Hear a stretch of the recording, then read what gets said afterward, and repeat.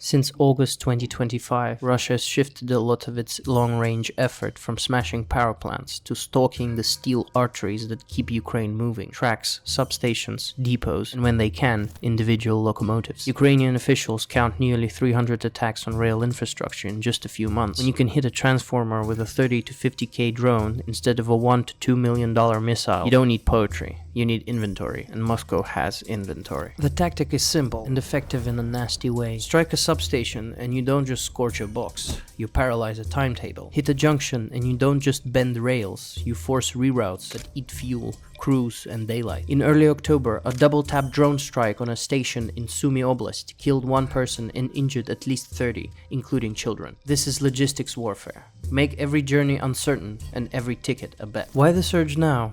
Two reasons. First, production. Russia's long-range drone output has climbed sharply. Officials and open sources put monthly numbers in the low thousands, which lets commanders waste less time hunting strategic targets and more time being annoyingly precise. You can send a Shahed after a locomotive the same way a mosquito finds your ankle, persistently and at scale. Second is parts. Despite talk of neutrality, Chinese factories have supplied key components: fiber optic spools for jam-resistant control, lithium batteries, feeding Russia's drone ecosystem. The result is more flights, deeper strikes, and better odds of something unpleasant arriving on schedule. The goal isn't to erase railways, it's to shake confidence in them. Trains can be repaired, but habits are harder. If commuters, evacuees, and freight planners all start each day with a maybe, the network loses speed even before the first departure. However, Ukraine's rail workers keep proving the opposite. Repairs measured in hours, not weeks. But each fix costs crew, parts, and luck, which they'd rather spend on growth than triage. The timetable still exists.